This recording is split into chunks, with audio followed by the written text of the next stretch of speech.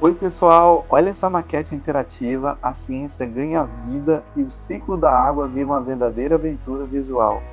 Os alunos podem tocar, ligar os circuitos e ver de perto a evaporação, a condensação e a precipitação acontecendo na prática. É a união perfeita entre tecnologia, criatividade e aprendizado lúdico para transformar suas aulas de ciências. Quer descobrir como construir esse projeto incrível e surpreender todo mundo na Feira de Ciências? Comenta "Eu quero" e eu vou enviar mais informações como você adquirir esse kit didático para montar em casa ou na escola. Saiba mais!